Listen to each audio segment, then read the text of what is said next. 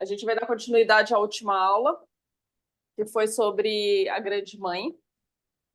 E hoje a gente vai falar sobre os dois aspectos da Grande Mãe, que é a Grande Mãe boa e a Grande Mãe terrível, né?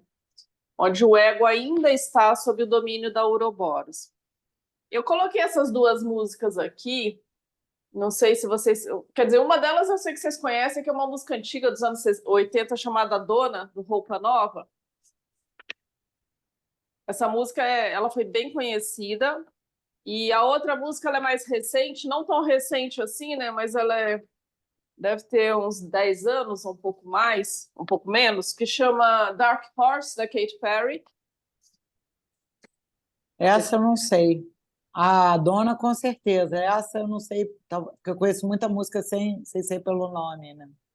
Essa música aqui, depois, se vocês puderem ver as letras, porque uma está em inglês, né? Mas tem a tradução.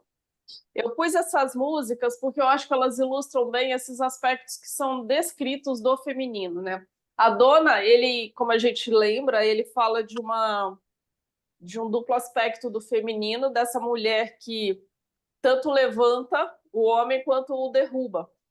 Eu acho essa letra bem interessante, ela não é tão, né, não se refere só a isso, mas ele fala desses dois aspectos. E a música Dark Horse, da Katy Perry, ela é interessante porque ela mostra bem uma grande mãe que cobra, né, dos seus amantes um sacrifício. Ela é bem interessante também. E a referência de um cavalo negro, né, não é à toa. Essa mãe que ainda está, digamos, com controle do falo. A gente se referiu ao falo, né, explicando do que se trata, que ele não tem a ver só com o órgão masculino, né, o órgão genital, mas ele tem a ver com o aspecto daquilo que está ainda sob o controle da grande mãe. Então, a gente viu que esses rituais para a grande deusa, nesses rituais era sempre oferecida uma vítima humana como sacrifício. Porque essa vítima... Oi? A senhora quer falar? Eu? É. Não, não falei nada. Não, mas mostrou, acho que mostrou o seu perfil como se tivesse se manifestado. Esta reunião está sendo gravada, apareceu aqui. Isso tá mesmo. Tá. Para depois as outras pessoas poderem assistir. Então, essas vítimas elas eram oferecidas em rituais sacrificiais como aquela vítima que vai fertilizar a terra, né? Ela é oferecida à grande mãe em prol dessa fertilidade da terra.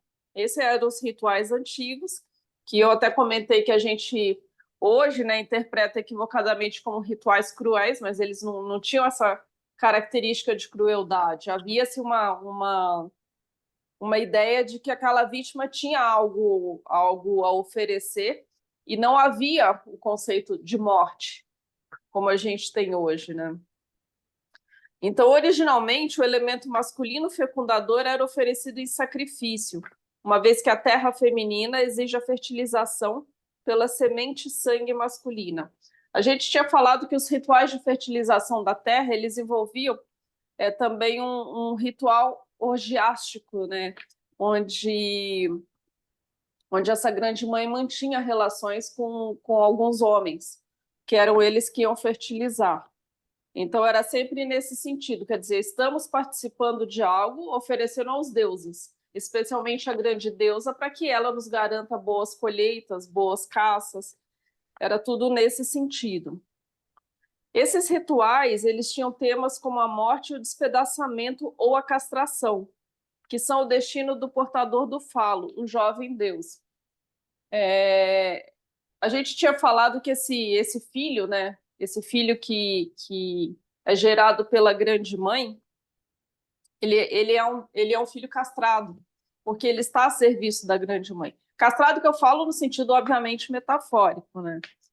Mas sempre tinha essa conotação de alguém que vai ser desmembrado, esse jovem que vai ser desmembrado e, inclusive, muitas vezes morto para poder servir a essa grande mãe.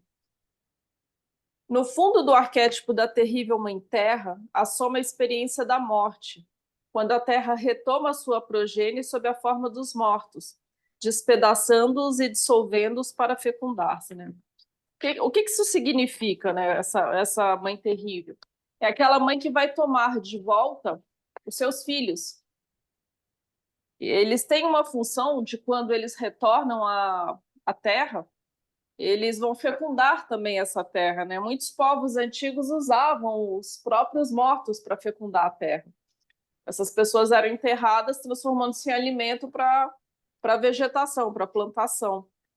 Tinha sempre essa ideia de que tudo é cíclico. Então, por isso eles não tinham exatamente o conceito de vida e morte. Tudo era cíclico. Então, a grande mãe, da mesma forma que ela gerava os filhos, ela também tirava, né? Ela também tomava esses filhos de volta. Na castração, morte e desmembramento são, nesse nível, equivalentes. Estão ligados à decadência da vegetação com a colheita e a derrubada de árvores. Aqui é só uma analogia nesse sentido, de que sempre que a vegetação ela digamos, de alguma forma ela perece, ou as árvores são derrubadas, ou enfim, algo dessa forma acontece, tem a ver essa relação com o desmembramento, com uma castração. Lembrando sempre que a gente está falando de povos antigos que não tinham esse conceito, né? A gente interpreta assim, uma vez que a gente faz uma avaliação histórica e até arqueológica de como esses povos viviam, né? De como eles se relacionavam com o mundo à volta deles, com a natureza. Aí aqui começa uma coisa interessante, né? O sacrifício sacerdotal dos cabelos também é um símbolo de emasculação. A gente vê em alguns religiosos, tanto no Oriente quanto no Ocidente, em que eles raspam os cabelos, ou eles raspam, né, os católicos têm isso, eles raspam algumas ordens, essa parte de cima da cabeça, como uma espécie de oferecimento desse sacrifício, quer dizer, eu estou a serviço dessa mãe, então eu concedo uma parte do meu corpo para essa mãe. Isso também remonta, né, a esse sacrifício feito para a grande deusa. Cris, Oi? desculpa interromper, mas tem a ver com a lenda lá do Sansão? Tem. A gente até pode falar, já que você mencionou, né, a história de Sansão fala que ele perde a força quando o cabelo dele é cortado, né? E ele é traído pela Dalila, a mulher que ele amava. Mas é exatamente isso, quer dizer, eu preciso. O que mostrava no Sansão, quando ele perde a força, é que ele não estava a serviço dessa grande mãe. Por isso ele é traído pela mulher que ele ama, porque ele não consegue estar com ela. Ele ainda está preso na grande mãe, na estrutura materna. Então ela o entrega quer dizer, o sacrifício dele, né, de ter os cabelos cortados, é exatamente essa referência. Eu ainda sirvo a minha mãe. Eu não posso estar com outra mulher. O sacrifício dos cabelos masculinos é uma marca antiga de sacerdócio, da calva dos hierofantes à tonsura dos padres católicos e dos monges budistas, né? Eu até mencionei aqui o mito de Sansão. A gente estava falando desses monges ou desses religiosos que raspam a cabeça. As próprias freiras, né? A gente sabe que quando elas vão usar aquele hábito, elas têm que ter o cabelo bem curtinho. Elas não podem mais ter aquele cabelo feminino, né? Um cabelo mais comprido, mais vistoso. Elas têm que sacrificar isso também. Apesar das mais diversas ideias sobre Deus e religião, o sacrifício do cabelo era sempre relacionado com a renúncia sexual e com o celibato, isto é, com a autocastração simbólica. O que significa essa renúncia sexual e o celibato? Quer dizer, a partir de agora, né, eu renuncio à minha relação com outras pessoas e me ofereço só para essa grande mãe, para essa deusa. Mais tarde, o que a gente vê nos rituais católicos até, né, que o celibato dos padres tem a ver com isso. A gente vai descrever um pouco melhor sobre isso, mas tem a ver com a ideia de que eles servem a grande mãe.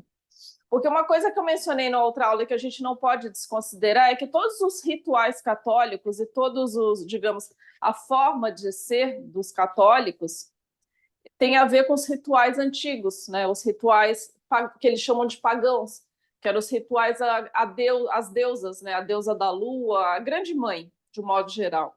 A gente encontra isso em todas as sociedades antigas. Sempre havia esse ritual da grande mãe. A gente passou pelo Natal, depois pelo Carnaval e agora vai passar pela Páscoa. Mas se a gente fosse, né, é interessante, se a gente fosse analisar a origem dessas comemorações, elas têm todas a ver com os rituais pagãos. Todas. Nenhuma delas foge disso, inclusive a forma como se conta a data para a celebração da Páscoa também, e do Carnaval, porque tem a ver com uma lua cheia, que agora eu não lembro quando é contado, mas a partir de uma determinada lua cheia é feita essa contagem de dias para celebrar outras datas. E a lua cheia nada mais era do que um ritual para a deusa Lua, que era a grande mãe. Então, tudo, né, tudo que a gente vive hoje em termos de rituais religiosos tem a ver com esses rituais bem antigos. Alguma pergunta?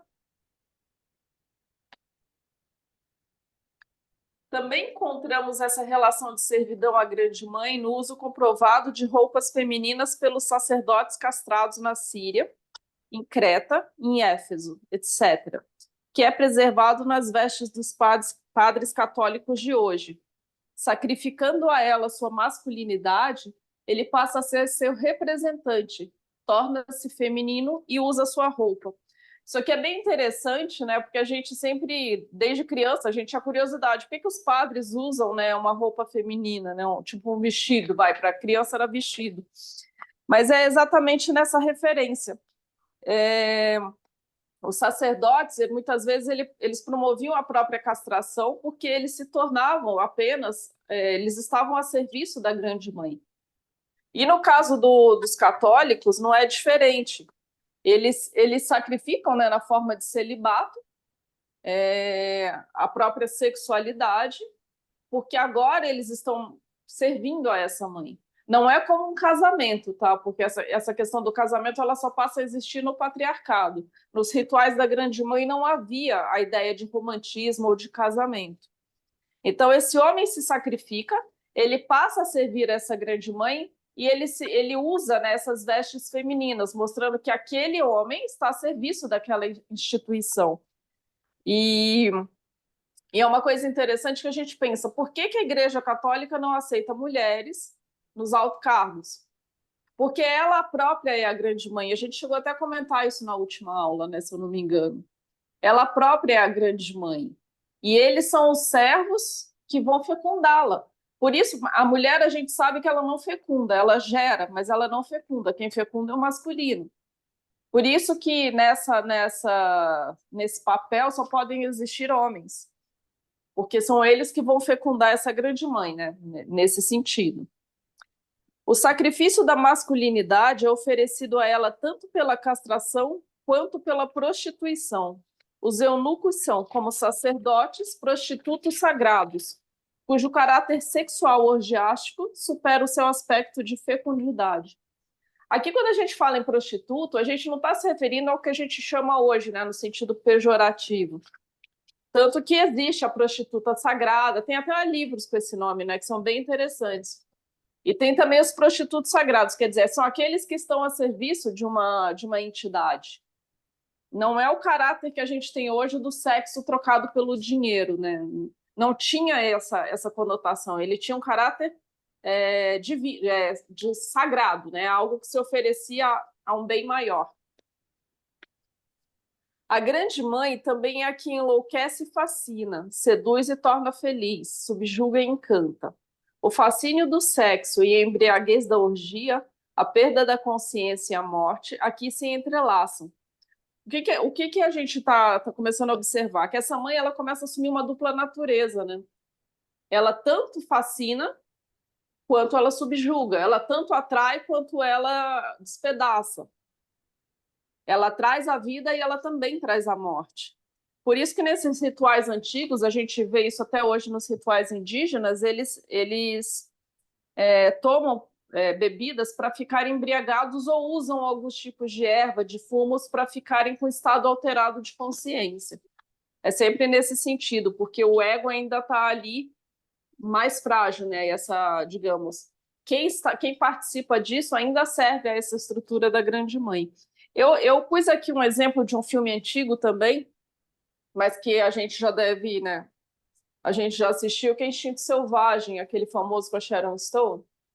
Era exatamente uma representação dessa deusa, né? Uma mulher extremamente bonita, sedutora, que seduzia os homens, matava na hora do sexo, mas mesmo assim o investigador que estava investigando o caso dela também cede a ela, né? Mesmo sabendo que ele tinha uma grande chance de morrer.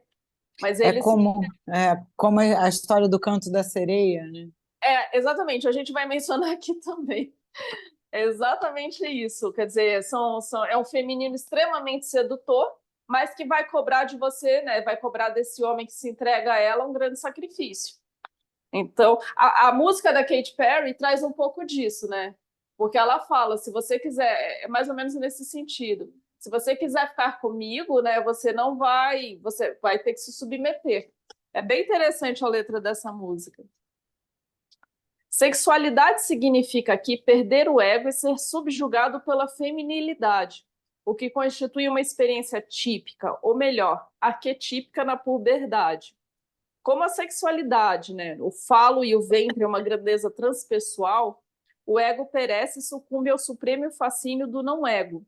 A mãe ainda é demasiado grande, e o lugar da origem no inconsciente próximo demais para que o ego possa resistir às arremetidas da onda de sangue, né? Dessa onda que vai levar à morte ou próximo da morte. O que esse trecho que eu li fala?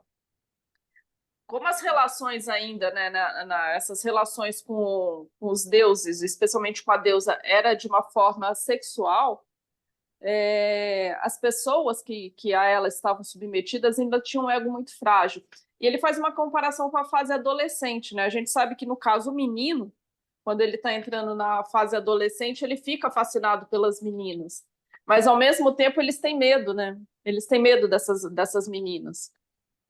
Eles têm medo de ser, mostrando que eles ainda estão, digamos, sob domínio dessa grande mãe. O ego ainda, né, como fala aqui, ele sucumbe ao fascínio do não-ego, ou seja, onde não há ego, desse inconsciente.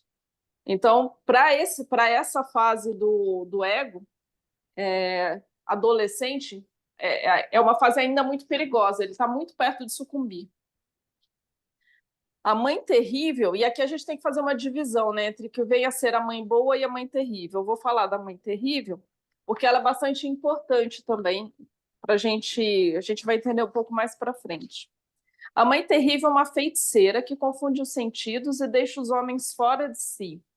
Nenhuma masculinidade juvenil está à altura dela. A masculinidade juvenil, como falo, é oferecido a ela. Ela é tomada à força ou sacrificada pelos jovens que, enlouquecidos pela grande mãe, num frenesi, se mutilam a si mesmos e lhes oferecem o falo como um sacrifício.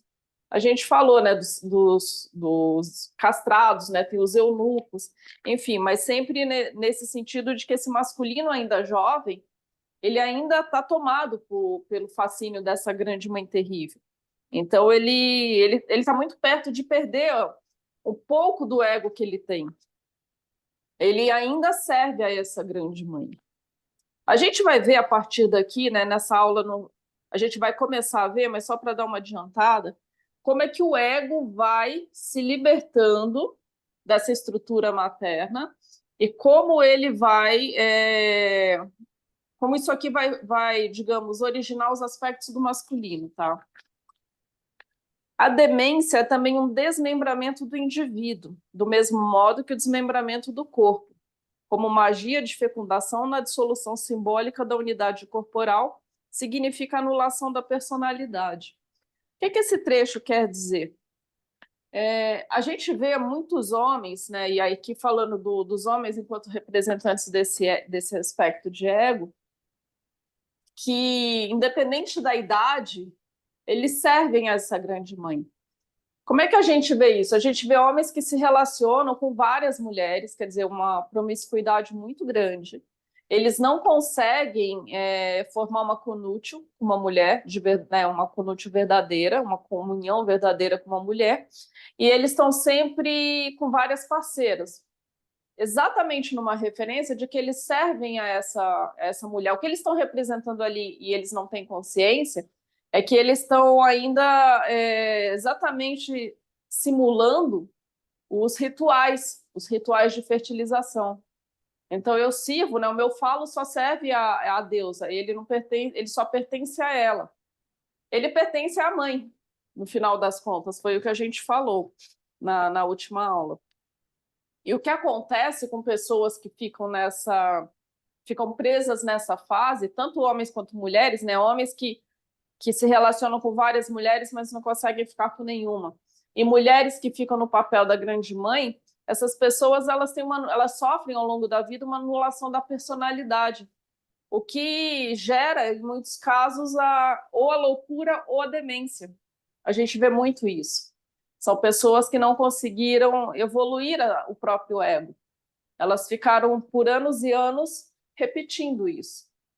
E não conseguem sair dele. E a nossa cultura, né, a nossa sociedade acredita que homens que se comportam assim são mais viris, quando, na verdade, o que eles não têm é virilidade. Eles não têm, porque a virilidade é uma fase em que envolve também um amadurecimento desse homem, né? Ele precisa integrar os aspectos do feminino, e é o que eles não conseguem fazer. Então, na verdade, eles estão longe de serem viris e eu sei que algumas pessoas não gostam disso, né? Mas eles estão mais perto de um homossexual do que de um homem, né? De um heterossexual amadurecido.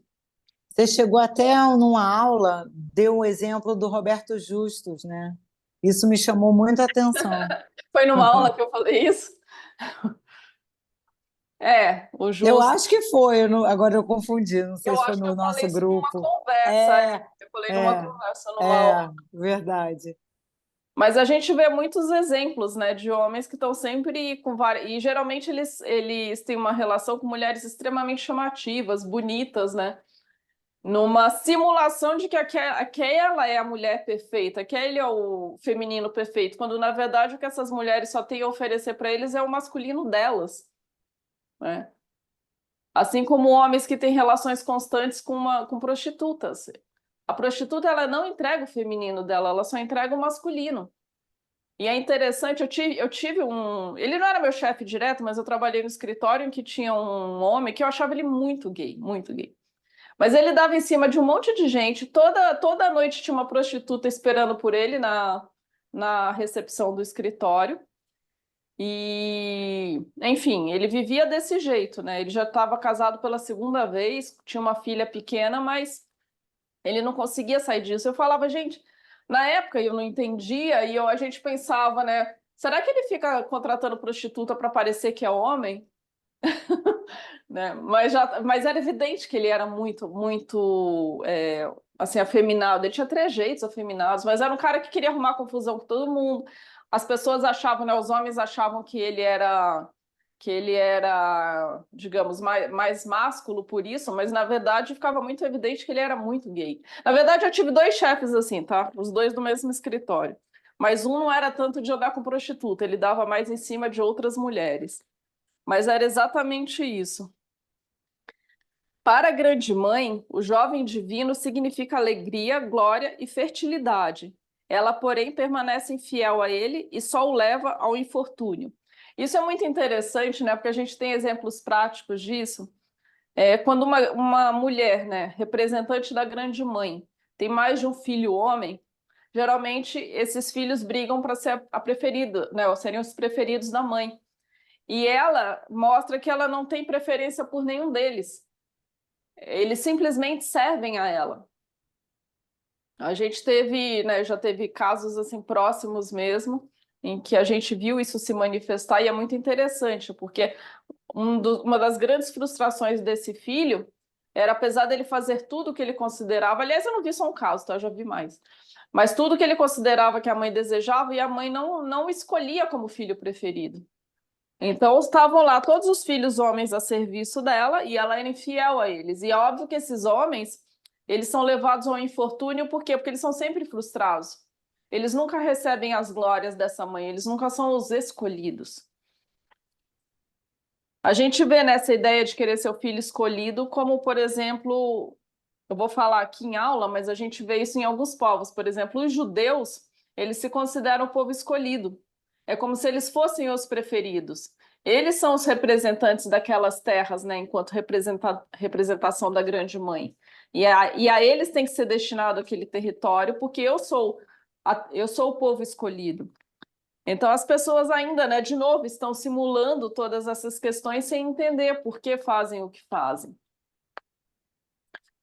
Aí vem outro povo lá que está em guerra e fala, não, essa terra também nos pertence, quer dizer, eu também sou dessa mãe, né? Eu também quero essa mãe. E aí eles entram em guerras e acontecem as desgraças que a gente vê até hoje. Quanto mais forte se torna, tanto mais a consciência do ego masculino percebe a natureza emasculadora, enfeitiçadora, mortal e estupefaciente da grande deusa, né? O que o ego, conforme ele vai se desenvolvendo, ele percebe, né? O quanto ele ainda está enfeitiçado por essa deusa, né? Essa grande deusa. A gente vê isso nos mitos de Osíris, Ísis e Osíris. O mito de Ísis e Osíris, eu não sei se vocês conhecem, é um mito egípcio, em que o Osíris ele é despedaçado, ele é todo desmembrado e todo o corpo dele é espalhado. E a Ísis, ela sai em busca desses pedaços dele para reconstruí-lo. Só que tem uma parte que ela não consegue recuperar, que é o falo. Ela não consegue recuperar o genital dele. Porque exatamente numa referência de que esse homem ainda está, né, apesar dele ser um deus, ele ainda está a serviço dessa mãe. Ele ainda não se tornou um homem por completo. O Dionísio também tem, né? O Dionísio é também um deus que é despedaçado. E o mito cristão, né? A gente tem a própria morte de Cristo nesse sentido, quer dizer, ele foi espancado, açoitado, né? Sofreu diversas punições e diversas, como que chama? Enfim, ele passou por esse processo, onde ele foi bastante castigado, né, no corpo, e aí depois torturado, exatamente. E aí o corpo dele nunca é encontrado. Não é uma referência ao mito de Osíris, quer dizer, ele está tão despedaçado por aí que eu não encontro o corpo. É claro que não é uma questão tão simplista assim, porque existe um aspecto do mito que leva aquele que não, ele deixa de ser humano, né? Cristo, quando ele morre, ele ascende, ele deixa de ser humano. Mas o corpo dele não pode ser encontrado. Para o mito cristão, é importante que ele não seja nunca encontrado, porque senão ele perde essa característica daquele que se elevou ao divino e ele se torna humano. E é por isso também que, né, para os cristãos, na sua maioria, eles não aceitam a ideia de que Cristo teve uma mulher. Cristo não pode ter tido uma mulher. Quando, na verdade, a gente acredita que, em termos psicológicos, ele só pode ter feito o que fez porque ele tinha uma mulher. Essa é uma conclusão que a gente chega. Ele precisava de uma figura de ânima. Por isso que a Maria de Madalena, que seria essa mulher dele, ela foi tão, né, difamada pela Igreja Católica. Ela foi tida como uma prostituta, coisa que a história hoje sabe que ela nunca foi. Mas a ideia de que precisava se desvalorizar essa mulher porque ela não podia estar acompanhada do Filho de Deus. A cultura cretense egéia é dominada pela figura da grande mãe e deusa da natureza, que originalmente era venerada em grutas e cujos sacerdotes eram mulheres. Né? A gente vê aqui, né, voltando para os rituais, digamos, essa veneração e essa adoração eram sacerdotisas, na verdade, né? Não eram homens. Ela é senhora das montanhas e dos animais. A gente fala que esse feminino nos tempos antigos, tem duas fases, que é a Senhora dos Vegetais e a Senhora dos Animais. Acho que eu já mencionei, acho que eu escrevi aqui alguma vez, mostrando exatamente essa evolução, né? Eu saio do aspecto do vegetal, que ainda está mais no inconsciente, e entro no aspecto animal, onde agora a energia é diferente, né? Está tudo em movimento.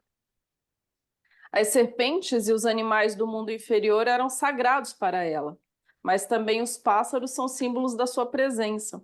É interessante, porque a gente falou da serpente no mito de Adão e Eva na última aula, mas essa ideia da serpente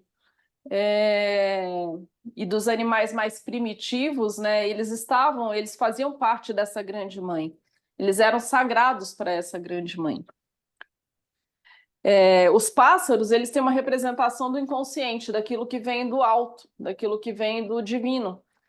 Especialmente a pomba era associada a ela e continua sendo a deusa das pombas, quer como Afrodite grega ou como Maria, como a pomba do Espírito Santo. De novo aqui, né, a gente vê as questões arquetípicas se apresentando. Tudo é simbólico. Tudo é digamos, uma releitura. Por isso que eu falo, né, que a gente precisa separar Jesus homem do Jesus mito. Porque o mito cristão ele envolve uma série de mitos muito anteriores que se repetem.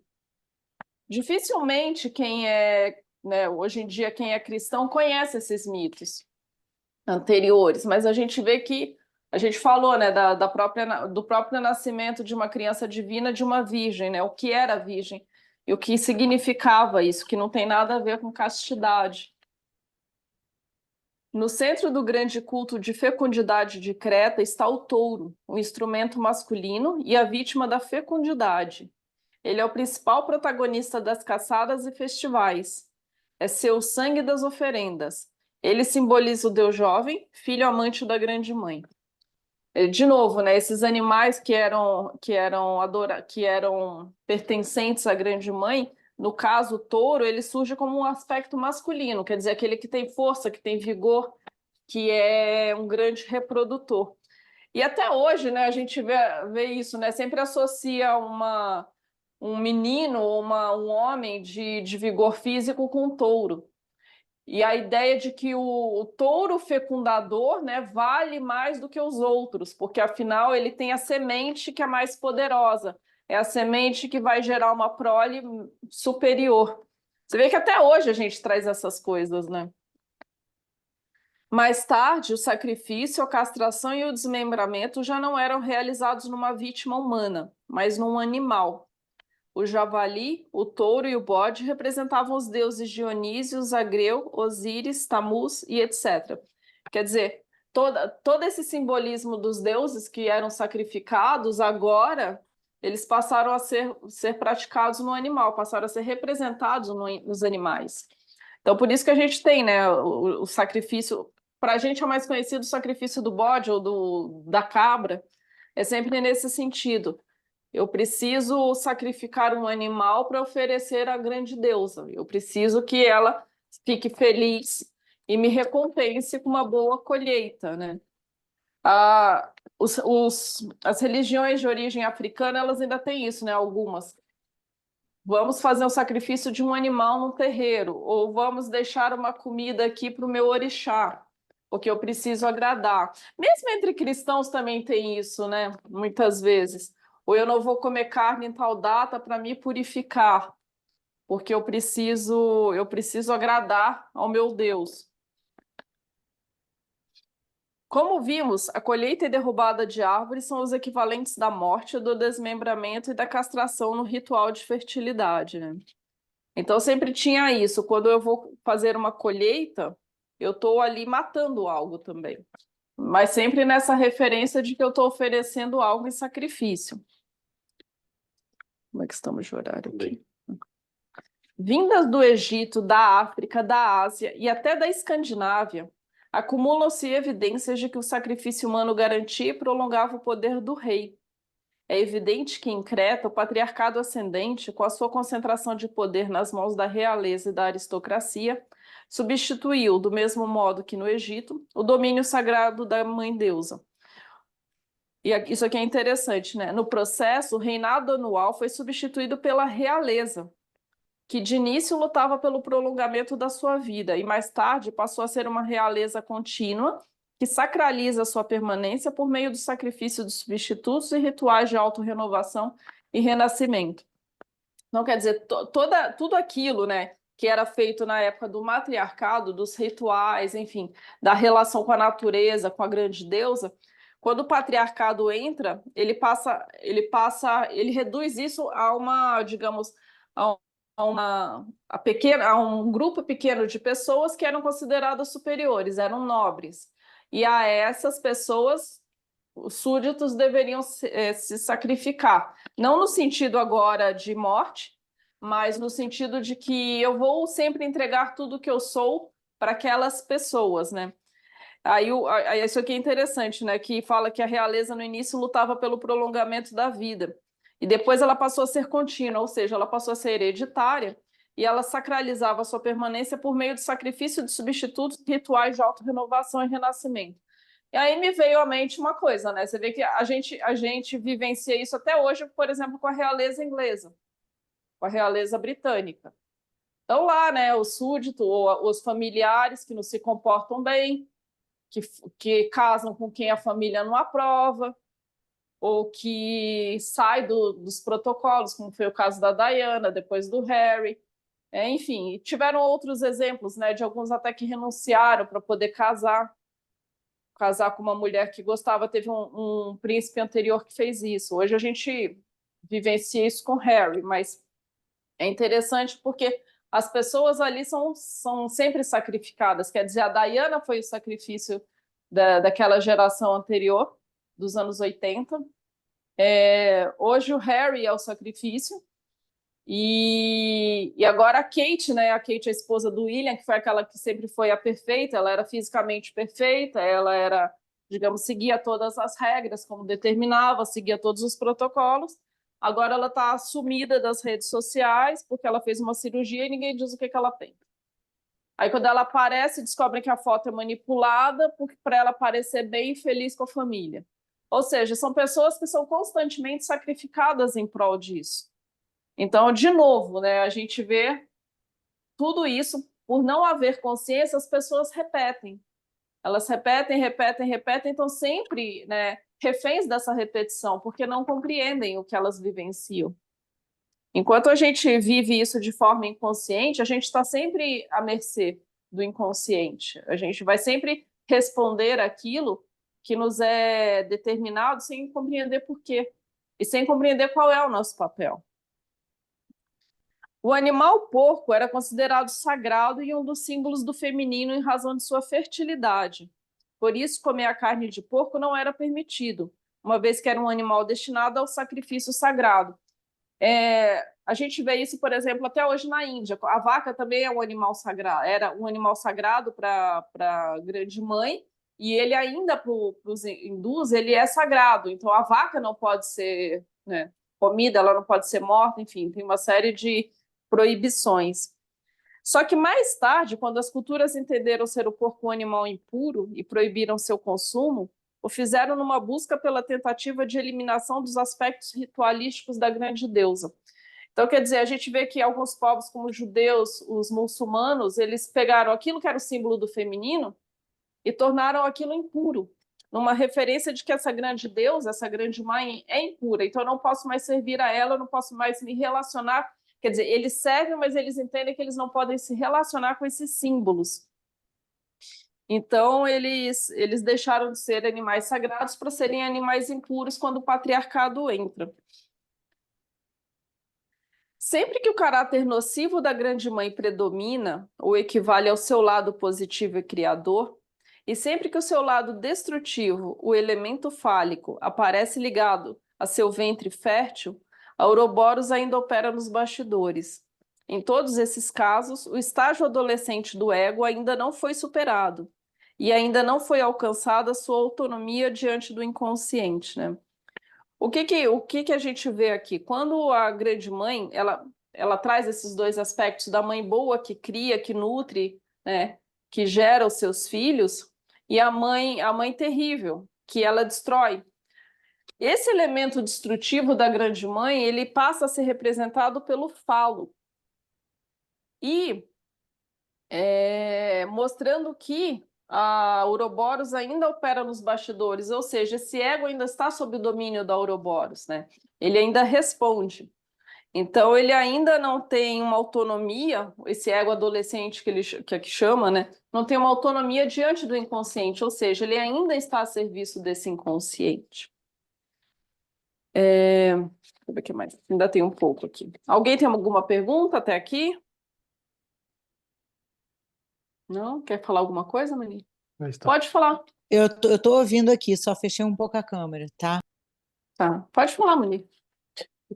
Só uma coisa interessante, antes dos reis, os líderes e governantes de um grupo humano, na verdade não dá para chamar de governante, mas os líderes, assim que a primeira coisa dava errado, eles eram sacrificados, e a ideia de que esse sacrifício fosse resolver o problema que eles não tinham a capacidade de resolver, era um sacrifício em prol dessa deusa, essa deusa da colheita, essa deusa da senhora dos vegetais, que aí perdoaria e daria uma nova fase de bons frutos para aquele grupo, ou eles encontrariam alguma coisa para comer, esse tipo de coisa.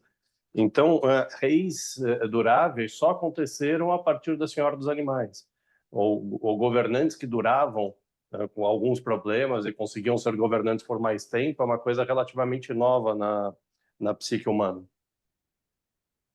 Isso acontece quando começa a entrar o patriarcado, né? Eu lembro que em Dubrovnik, na Croácia, o governante, o que eles diziam é que o governante só podia governar por 30 dias. No caso deles, eles achavam que isso acontecia porque era o tempo máximo que um homem conseguia ser honesto. Então, 30 dias ele ficava preso dentro da prefeitura, fazia tudo que tinha que fazer, não podia sair, não podia fazer mais nada. E aí depois podia voltar para casa dele, mas já não era mais prefeito, já não era mais governante. E Dubrovnik era uma cidade-estado, então eles tinham essas regras próprias. Isso podia ser instaurado aqui no Brasil, né? Mas em qualquer lugar do mundo, porque eles diziam que 30 dias era o prazo para o homem se manter incorruptível. Depois disso, ele não conseguia mais. Ou seja, é uma ideia também arquetípica, né? Porque a gente sabe que o poder corrompe, né? Isso não é só no Brasil, em qualquer lugar. O poder, o dinheiro, tudo isso isso corrompe uma pessoa de um ego frágil, né? Um ego sem estrutura. A psicologia do poder foi muito trabalhada como pelo Adler, né? Pelo Adler como um dos grandes motivadores para todas as questões humanas de uns tempos para cá, provavelmente desde depois da Idade Média, o Adler achava que o poder era quem controlava ou ditava todos os caminhos do ser humano. Havia equívocos da parte dele, mas a gente vê essa ideia, né, de que o poder, eu busco o poder e o dinheiro e a fama para me tornar, de alguma forma, para me sentir superior, né, mostrando que esse ego ainda está totalmente refém desses aspectos inconscientes.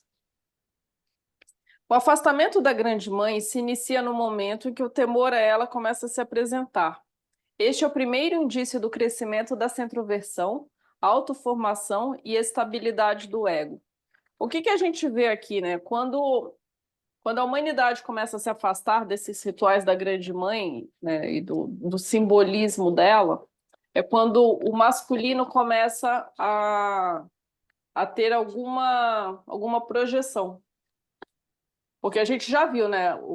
A origem é o feminino, o masculino ele nasce dessa estrutura do feminino e ele começa a nascer, ele começa a se apresentar na forma da mãe terrível, que é essa que possui o falo. Por isso que a gente fala que uma grande mãe que não deixa o filho, né, ou às vezes nem o marido ser detentor do próprio falo, a gente fala que ela é uma mãe fálica. Porque o falo serve a ela, né? Os homens podem ir para o mundo, mas sempre a serviço dela. E a gente vê muitas e muitas histórias de pessoas, enfim, de homens que foram grandiosos na sua área, sempre servindo a essa estrutura materna. Ô, Cris, Oi? eu já não lembro se você citou aqui, Mas isso me remeteu ao Elon Musk, Uhum, citei, né? Que levou a mãe, né, numa premiação, alguma coisa foi. assim, né? Oscar. Foi num Grammy. Ele. Deixa eu- Você vê, ele é um homem que teve várias mulheres, né? Tem um filho com cada uma. Mas quem ele leva numa premiação importante da vida dele é a mãe. Mostrando com quem ele ainda está casado, né? A quem ele ainda serve. Por isso que ele é um cara muito genial, mas ele é muito disfuncional em vários sentidos. Ele não tem uma estrutura de ego ali muito ajustada. Então ele é um homem que está sempre no limite, né? E homens assim, quando ficam, né, permanecem presos a essa estrutura materna, eles correm grandes riscos, em vários sentidos. Eles estão sempre, digamos, no limite de tudo. Você vê que são homens que às vezes produzem coisas grandiosas e de repente morrem, né? Fazem coisas impressionantes, mas eles não são viáveis de alguma forma. Ah, ele levou a mãe no Met Gala de Ah, foi no Met 2022. Né? Eu achei que fosse num Grammy, mas. E a mãe dele era modelo, né? Bem bonita ela. Aí eu vou dizer, para ele, a mulher mais perfeita, a única mulher perfeita que existe é a mãe, literalmente. Não tem outra mulher. Por mais que ele tenha tido várias mulheres, tenha se relacionado com muitas mulheres bonitas até, mas ele não consegue ficar com nenhuma, né? Você vê o caso do Neymar, por exemplo. O Neymar tem um filho com cada mulher com quem ele se relaciona e ele não casa com nenhuma delas. Ele não consegue. Ele é o próprio puer, né? O puer eternos, que é a eterna criança. Não cresce. Está preso na mãe. Cris, você conhece bem aqui o meu irmão, né? Eu vejo você descrevendo aí a perfeição, né? Para quem conhece, não precisa nem dar nomes, né? É Exatamente. exatamente isso, é exatamente isso. E assim, digamos, o futuro dessas pessoas não é uma velhice saudável, né? Não é uma velhice onde a pessoa na morte vai transcender. Infelizmente, não é o que acontece. Porque existe sim a morte numa idade mais avançada, ela pode ser uma transcendência onde a pessoa atinge um nível mais alto, ou ou ela morre porque ela não produz mais consciência, uma vez que ela ficou presa no mesmo ponto. E ela repete aquilo a vida inteira sem compreender. Então, digamos, não são pessoas que chegam a uma velhice muito bem, né? Em vários sentidos, não só no sentido da saúde física, como da saúde mental. Você vê, não é fácil para ninguém, né? Para ninguém. Um dos autores que eu gosto muito, que eu menciono ele aqui várias vezes, que é o Neumann, ele morreu aos 55 anos de um câncer. Enfim, você vê que eu falo, nossa, nem o Neumann, né? Com toda, digamos, o conhecimento dele escapou. Imagina para quem não se dedica a olhar para ele É para nada, né? isso que eu pensei, eu tô lascada, né? Não, mas não é. É que a gente fala do Neumann, mas a gente não sabe até que ponto de fato ele atingiu, né? Até onde ele, em termos pessoais, a gente não tem muita informação sobre isso. Mas, enfim, é o nosso papel, vamos fazer o que nos é pedido. Nos mitos, essa fase começa. Peraí, deixa eu ver. Ah, tá. Nos mitos, essa fase começa a se apresentar como a autocastração e o suicídio, na qual jovens se recusam a oferecer o seu falo à grande mãe, uma vez que este é o símbolo central do ritual a ela dedicado. A gente vê isso, né, nos movimentos, aqui no Brasil, nos movimentos literários, é, no niilismo, onde há essa negação de tudo. E, e é interessante porque eu lembro que quando a gente foi ver isso em literatura, imagina, a gente era adolescente, o professor explicava que essas pessoas escreviam obras e outros liam, se matavam. Ou quando eles não morriam de tuberculose, que era comum na época, eles se matavam. Como se, né, a ideia que se tinha é que esses livros são perigosos, né? Se eu leio e for influenciado por ele, eu vou cometer o suicídio, da mesma forma que os autores morreram muito jovens ou cometeram suicídio. Só que não é exatamente isso. Isso mostra, não tem nada a ver, você não é influenciado, né, por uma ideia a ponto de se matar.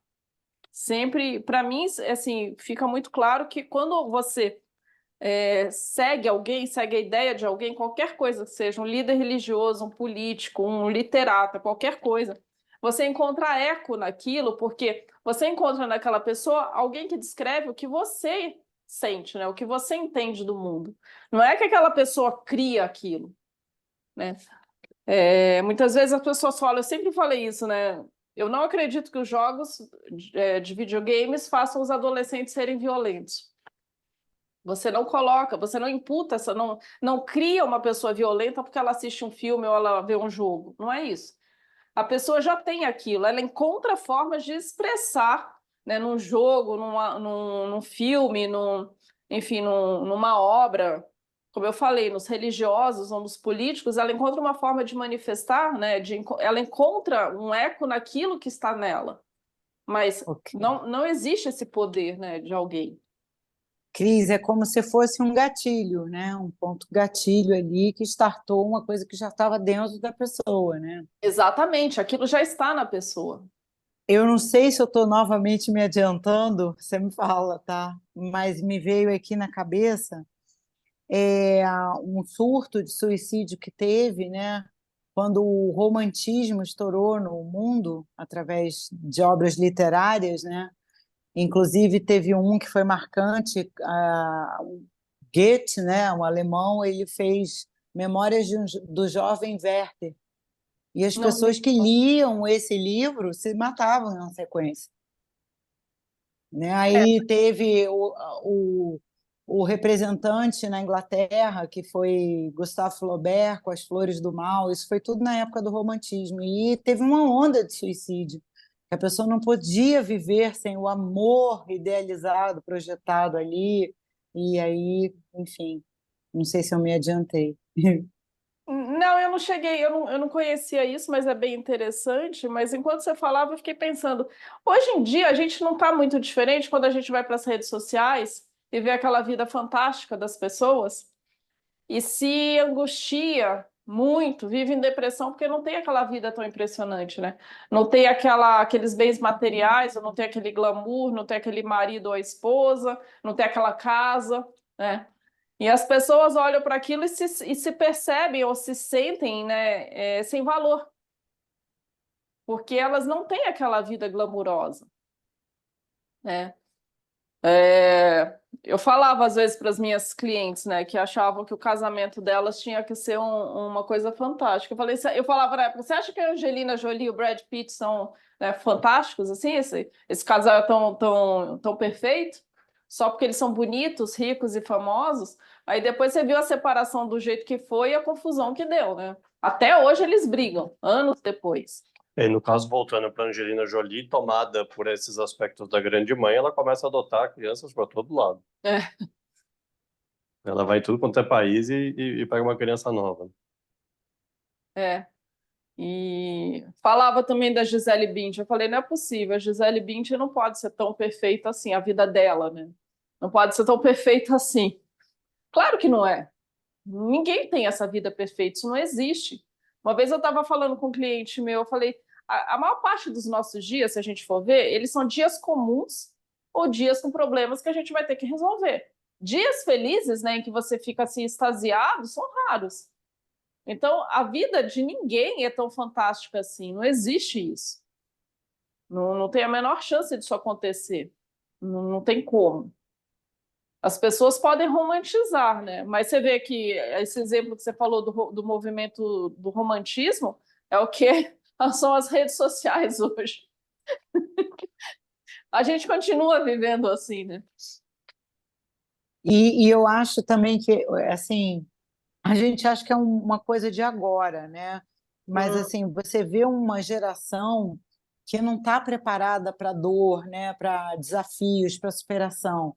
sim. Alguém é chamado de feio no Twitter, fica 3 dias chorando em posição fetal, né? Então, eu vejo uma geração assim muito vulnerável, né? Muito Vulnerável. frágil, né? Que não aguenta absolutamente nenhuma pressão, né? Que muda de trabalho o tempo todo, é uma inconstância muito grande, né? A gente vê hoje muitos casos de suicídios, né? Falando do suicídio de adolescentes porque sofrem bullying. Eu acho que na escola não tem quem não tenha sofrido bullying. Só que hoje, obviamente, isso foi elevado a um outro nível com as redes sociais, porque o bullying não fica só na escola, né? O bullying fica gravado para toda a eternidade nas redes sociais e todo mundo vê. Eu tenho uma cliente que ela descobriu que a filha dela, com 13 anos, combinou de beijar uma menina numa festa que ia ter da escola. E ela foi falar com a filha, porque ela viu nas redes sociais o anúncio. Olha só, ela viu o anúncio de que a filha dela ia beijar uma outra menina numa festa que estava programada para tal data. E ela foi conversar com a filha. Ela falou: você tem certeza que você quer fazer isso na frente, né, de todo mundo, com todo mundo filmando? Isso vai para a internet. Quando a gente era adolescente, as coisas ficavam ali naquele meio. Se você aprontasse alguma, no máximo ficava naquele grupo, e depois as pessoas cresciam, terminava a escola e ninguém mais lembrava. Mas Graças a Deus, né? é por isso que dizem, né, que, assim, desculpe a palavra, mas as merdas que eu vi, fui feliz porque as merdas que eu fiz até nos anos 80 e 90, ninguém filmou, ninguém foi para a internet. Hoje em dia tá tudo na internet. As pessoas se expõem demais, né? Hoje uma discussão importante no direito é a discussão sobre o direito ao esquecimento. Quer dizer, quanto você pode pedir que as redes sociais, o Google e determinadas coisas esqueçam de você, né? Para que determinadas coisas não voltem a aparecer. E, por enquanto, o Brasil não segue essa linha. Se está ali é para ficar e vai ficar por todo o tempo. O judiciário não se mete muito nisso, né? Porque é tão complicado você tirar isso. Porque você pode até mandar que o Google tire, mas quem gravou as imagens? Ou quem gravou aquela história vai ter. E um dia ela devolve isso para o coletivo, né? Hoje está tudo gravado. Então, falando, né, nesses mitos, a gente vai mencionar um pouco os mitos que começa a se apresentar como uma autocastração e suicídio, no qual jovens não querem mais oferecer o falo a essa grande mãe. A gente tem exemplos, por exemplo, Narciso resiste às ninfas, né? Hipólito resiste à sua madrasta Fedra e se encanta por Artemis, quer dizer, ele deixa de servir a grande mãe e coloca uma outra mulher, né, na vida dele. A Artemis, ela representa a figura feminina de um espírito. Você falou, né, dos marinheiros e o canto das sereias, Patrícia, exatamente isso. Os marinheiros que resistem ao canto da sereia. É interessante, Sim. no mito das sereias, muitos homens não resistem e por isso morrem, né? Aquele que consegue resistir é aquele que decidiu que eu não vou mais servir essa grande mãe, o meu falo não vai mais ser dessa grande mãe. Eu preciso colocar uma outra mulher, né, enquanto essa manifestação do espírito, uma outra mulher com quem eu possa me desenvolver. Eu vou ter que sair da minha mãe, eu preciso crescer. Os exemplos acima são o estágio inicial da resistência crítica à grande mãe e da autoconscientização incipiente como homem jovem que quer chegar à sua autonomia e independência, né? Ou seja, né, todo homem que realmente quiser crescer e se desenvolver como indivíduo, se tornar homem de verdade, ele precisa se tornar independente da mãe, né, dessa grande mãe. E essa grande mãe não é necessariamente só a figura da mãe biológica, né? Como a gente falou, são dessas mulheres que representam a grande mãe. Então, são mulheres que muitas vezes são tidas como deslumbrantes e que os homens acreditam que ali eles atingiram o máximo e aí a vida deles vira um inferno, né? Lembra a história da Luma de Oliveira com Eike Batista? A Luma é uma mulher super bonita, deslumbrante, casa com um homem que também tem aspectos bem homossexuais. E aí depois disseram, né, que ela traiu ele com um bombeiro. Aí ficaram fazendo aquelas piadas, tá? Enfim, mas a questão não é essa, mas é a ideia de que esses homens não conseguem, eles servem a grande Deus. Essas mulheres que eles se relacionam muitas vezes, elas não são tidas por eles como um feminino que vai crescer junto com eles, né? Onde eles vão ter essa mulher como um inconsciente, um repertório de informações que vão nutrir esse homem com respostas. Essas mulheres não têm esse papel para eles, e nem podem ter, porque eles estão presos na estrutura da grande mãe ainda. Então, eles ficam nessa simulação, né, de um relacionamento que nunca existiu de verdade. Essa castidade significa mais do que a rejeição do sexo, por ser ao mesmo tempo a conscientização do que chamamos masculinidade superior, contrária à fálica, que é inferior. No nível subjetivo, é a conscientização da masculinidade solar contra a masculinidade quitônica. Ou seja, né, esse homem deixa de servir com o falo a esse aspecto desse feminino, né, da grande mãe, e passa para uma masculinidade superior. Por isso que ele fala, né, a conscientização da masculinidade solar, que foi aquelas fases que a gente viu que Neumann enumera, né, o solar onde eu já tenho um nível de consciência maior, e contra a masculinidade quitônica, que é aquele homem que só quer transar, né, onde não tem nada mais importa, desde que ele só transe com várias mulheres, transe com o tempo todo.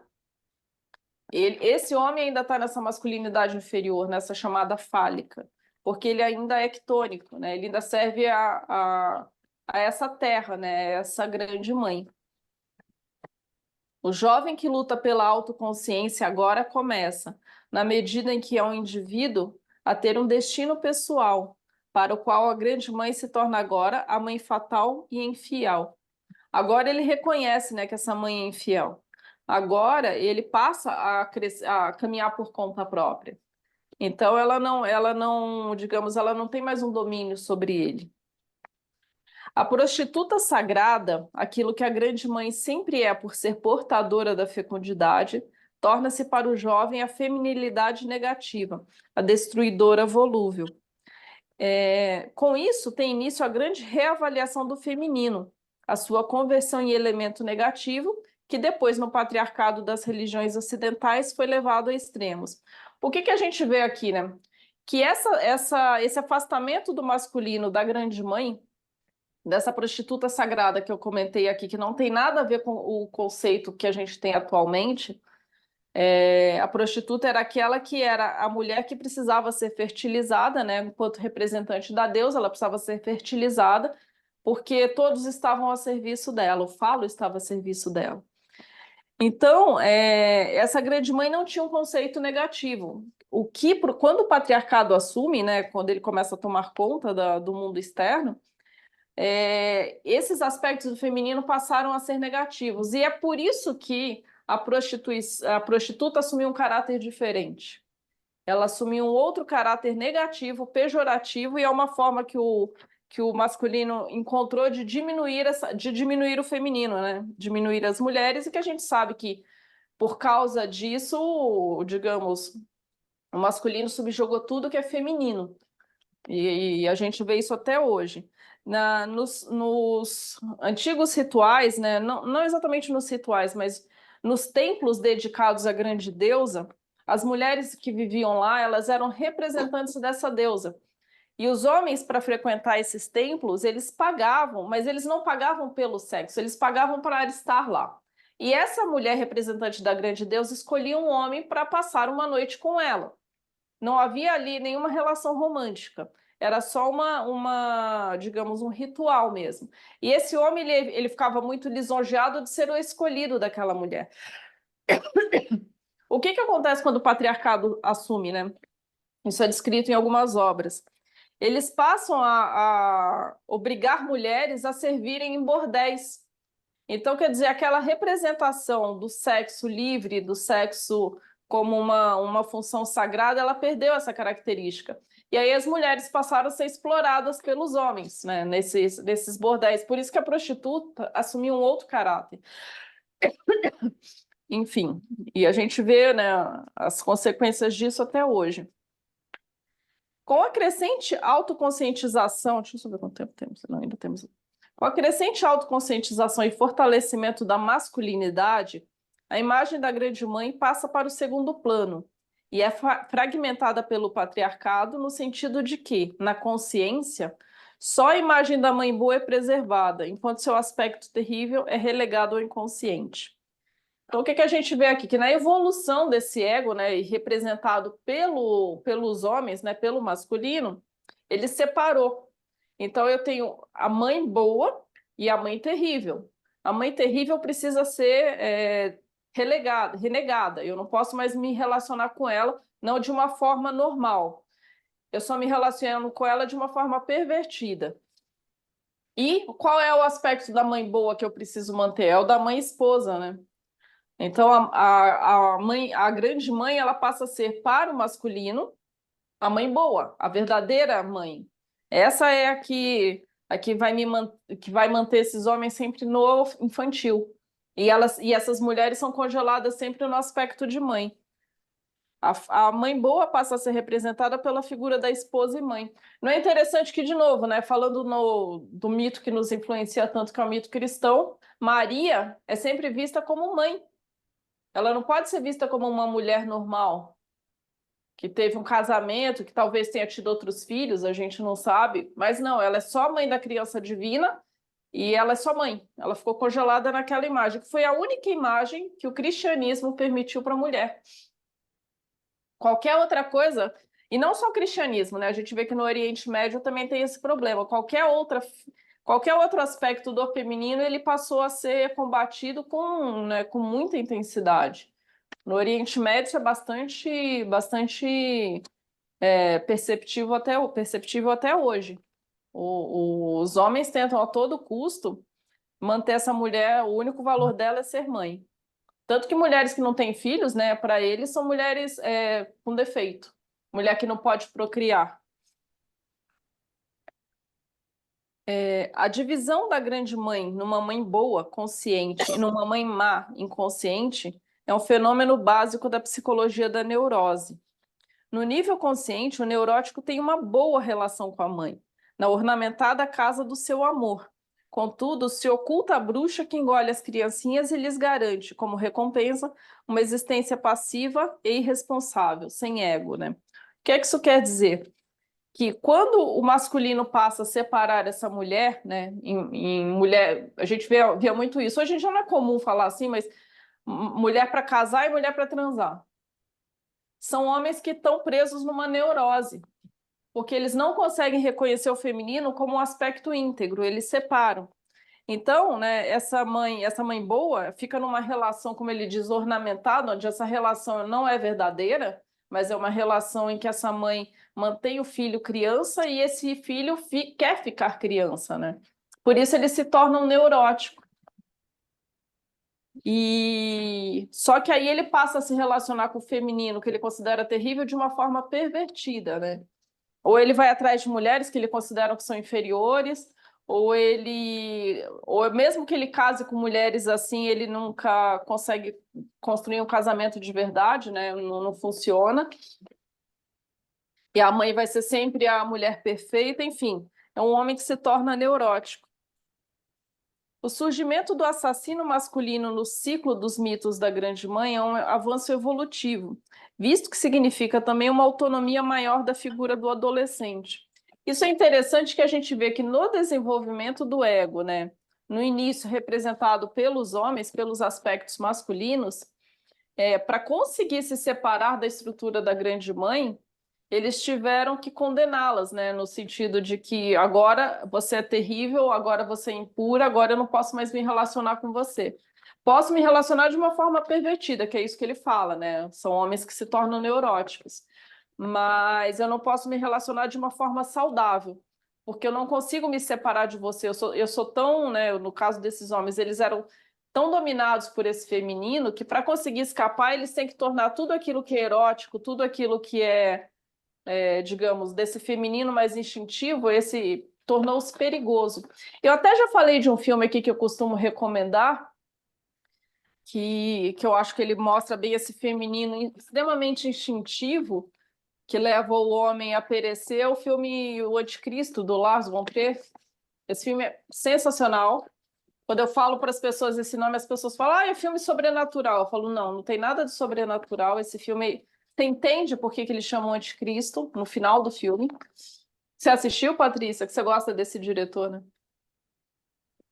Adoro ele, acho ele maravilhoso. Até a gente falou daquele Dogville, que Dogville, ele, sim, com a Nicole Kidman, né? é. Esse Anticristo, se eu vi, eu não lembro, porque ele é antigo, não é? Ah, ele já tem uns 10 ou 15 anos por Pois aí. é, a minha memória não é muito boa. De repente, tem um monte de filme que eu vejo e falo, pô, eu já vi esse filme. Ou seja, eu preciso Esse rever. você vai lembrar. Esse filme é muito forte e muita gente não consegue assistir exatamente porque ele traz um aspecto dessa mulher, né, representante do instinto, e que o Lars von Trier traz de uma forma muito crua, no sentido de que qual é o papel dessa mãe, né? Por que que essa mãe fez o que fez?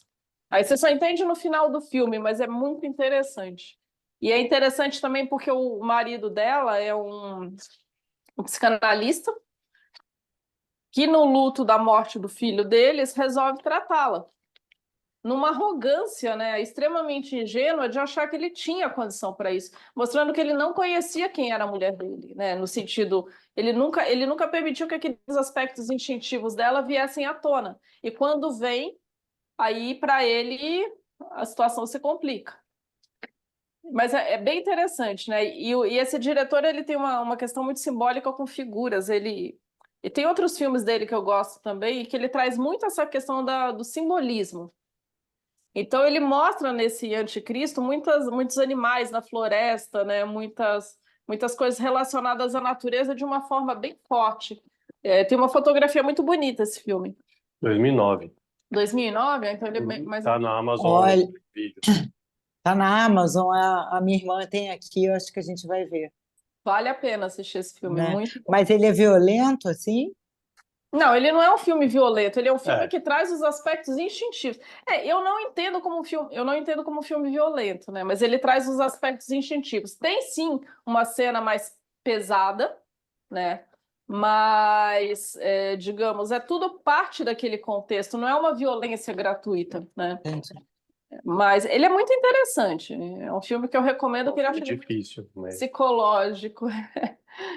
Mas eu achei que ele Cris, foi muito feliz. Ah. você acho que na última aula ou na penúltima, recomendou um filme que tem a ver com vidro, o nome do título. Você se a lembra o Casa que de que é? Vidro. Não, não foi Castelo Ah, de Vidro, não. Esse não? Castelo de Vidro eu recomendei no grupo. Esse eu já recomendei algumas vezes. Mas que tem a ver com vidro? Eu acho que Não é deve ser. de um pai alcoólatra. Não, é que eu já recomendei esse filme mais no grupo que a gente faz. Eu posso estar fazendo Eu teria confusão. que assistir a aula de novo para eu ver. Não, não, não, imagina. É só Não, mas curiosidade. eu posso ver porque é até interessante. A gente está acabando aqui, deixa eu ver quanto tempo eu tenho. Ai, ainda tem um tempinho.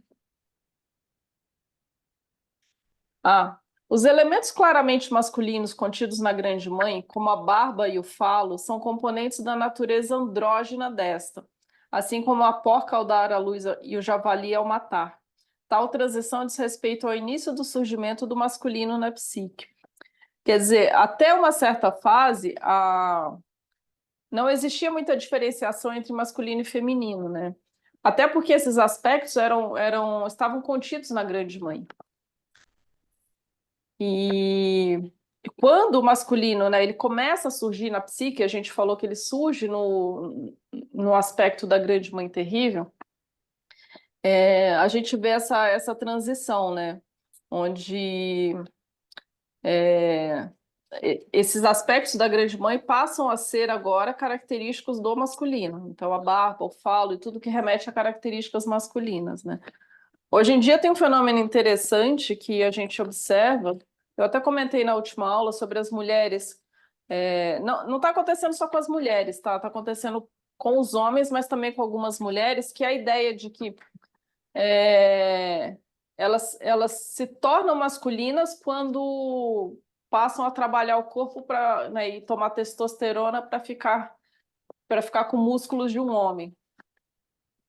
Tem até aquela Graciane, né? Graciane Barbosa, não sei se é o nome dela, Graciane alguma coisa, que realmente assim é evidente que aquele corpo é cheio de hormônio masculino, ela está toda diferente, não tem mais nenhuma característica feminina ali, mas ela insiste em dizer que aquilo é natural.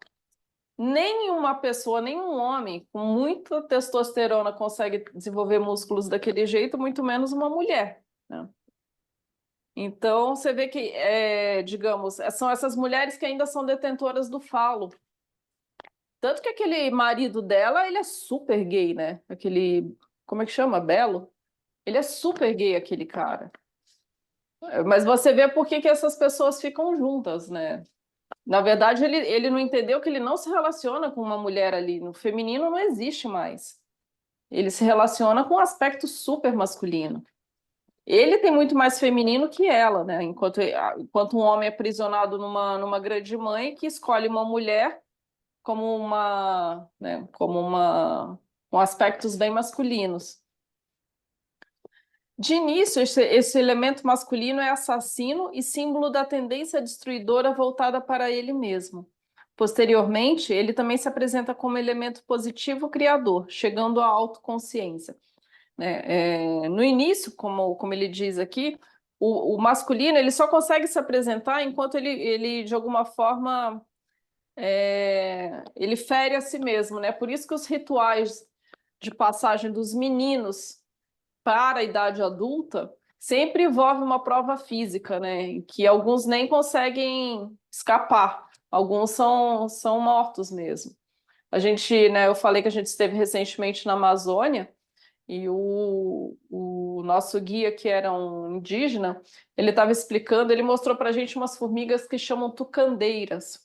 Elas são enormes e são extremamente venenosas.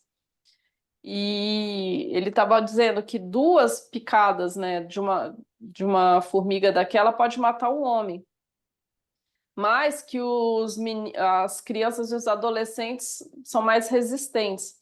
Então, o ritual de passagem dos meninos para a idade adulta, quando eles completam 12 anos, é feita uma luva de palha, e nessa luva são inseridas várias dessas formigas, e eles têm que pôr a mão e participar de um ritual com a mão dentro da luva sendo picado, né, por milhares de formigas.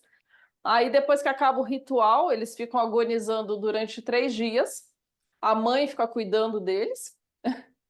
E se eles sobreviverem àquilo, eles já são livres agora para serem adultos. Para casar, para... Podem casar, podem sair da tribo, eles podem fazer o que eles quiserem da vida. Mas você vê que esse ritual sempre envolve, né, o ritual de passagem dos meninos para a idade adulta, sempre envolve uma autoflagelação de alguma forma. Quase morte. E uma quase Sim. morte, E alguns morrem mesmo, né? Mas mostra que quando eles conseguem passar por essa fase, eles já se tornam masculino, e isso é uma coisa assim que, obviamente, quando a gente fala da história da consciência da humanidade, isso não aconteceu com todo mundo, né? Isso aconteceu com poucos homens, e a gente vê que alguns, de fato, se tornaram muito criativos, trouxeram, né, um bem para a sociedade. Mas é uma fase que, né, que ele chama aqui de positivo criador. É o masculino que, de fato, cresceu no seu aspecto, que se elevou. Porque ele conseguiu se separar desse elemento, mas ele já integrou outros aspectos em si. Hoje nós temos o alistamento militar, como em boa parte do mundo. No Brasil a gente nem ouve falar de ninguém que foi para... É raro, né? Você falar, Tem. conhece alguém que foi para o exército? Tem, mas muita gente nem vai. Agora, a gente sabe que os rituais de passagem dos meninos para a idade adulta quer dizer, óbvio, de novo, né, uma simulação, mas como não tem nenhuma estrutura para conter, né, para conseguir conter esses excessos, eles vão muitas vezes para bebidas, para drogas, enfim, e se perdem nisso. Na Rússia vão para a Ucrânia. Então, cada cultura ou cada povo tem sua forma de vivenciar esses rituais, mas na nossa sociedade ocidental, quando você não está em guerra, você vai arrumar briga com alguém, né? É como os meninos se juntarem em bando, aí bebem, aí pegam o carro e vão para um lugar, arrumam confusão, enfim, todas essas questões. Pela separação do antagonista masculino da grande mãe urobórica e pela divisão desta numa mãe boa e em seu companheiro masculino destrutivo, já ocorreu uma certa diferenciação da consciência e uma fragmentação do arquétipo. Essa separação e o consequente surgimento do hostil antagonismo gêmeo no elemento masculino é uma fase importante no caminho que leva à dissolução definitiva da Ouroboros, a separação dos pais primordiais e a consolidação da consciência do ego. Ou seja, né, essa fase onde o ego consegue se libertar dessa estrutura e agora ele está por conta própria,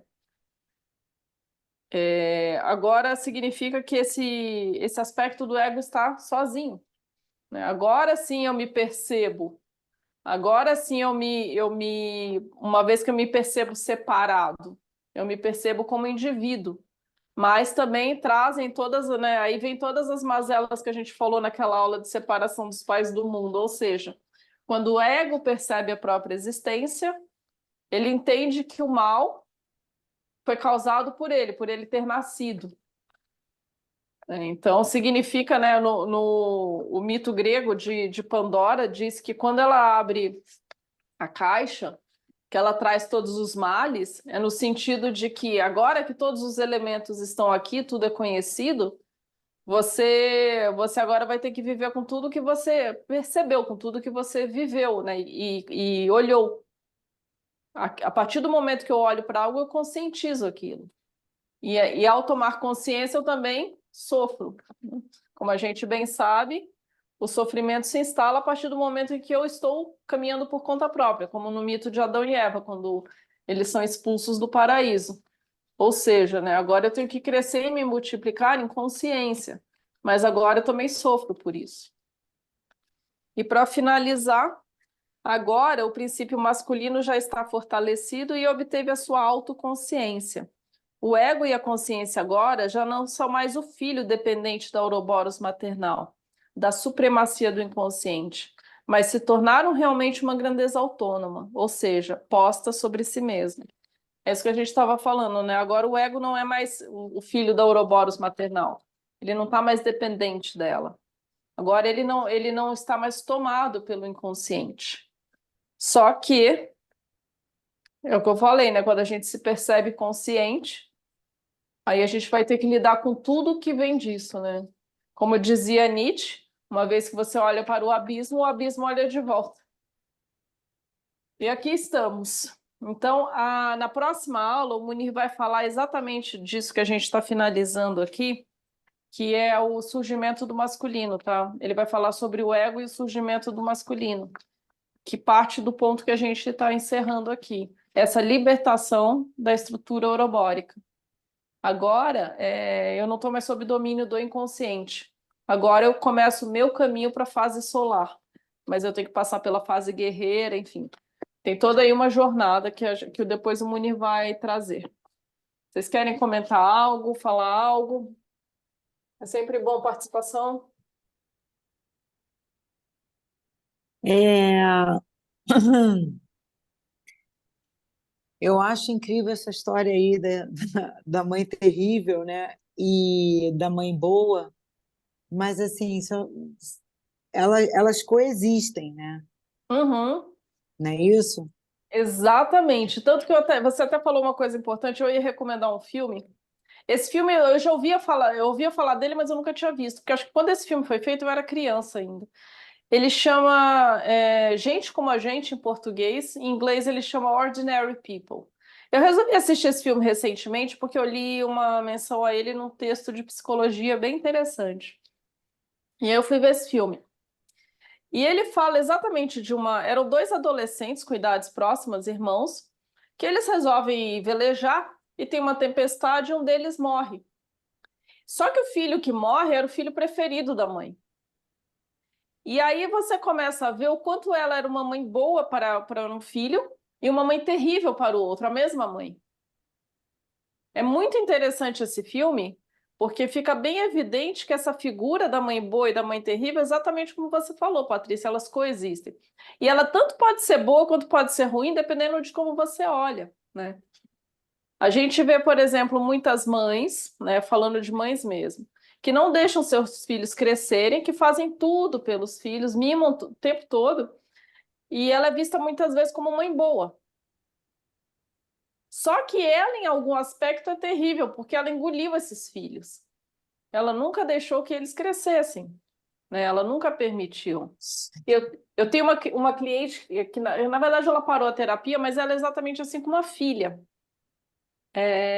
É uma coisa impressionante, como ela acha que ela é boa, ela acha que a relação dela com a filha é muito saudável, que elas são muito ligadas, e a menina é uma pervertida, assim, extremamente manipuladora. Ela é uma criança já com sintomas de psicose, bem graves. É, Inclusive, ela maltrata, né, os animais da casa, que a mãe gosta, enfim. Mas a mãe não olha para isso. E ela realmente acredita que ela é uma super mãe.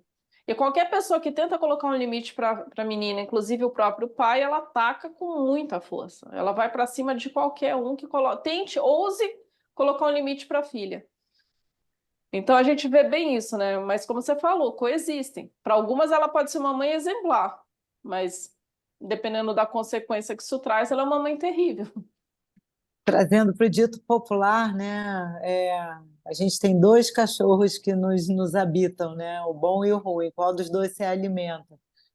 Né? E aí eu Lobos, costumo né? dizer, eu falei, não, eu deixo os dois bem nutridos, né? Porque tudo precisa de equilíbrio. A Então, gente quando ele precisa de equilíbrio, mas a gente precisa olhar para esses dois, né, seres que nos habitam e entender quem eles são na verdade, né?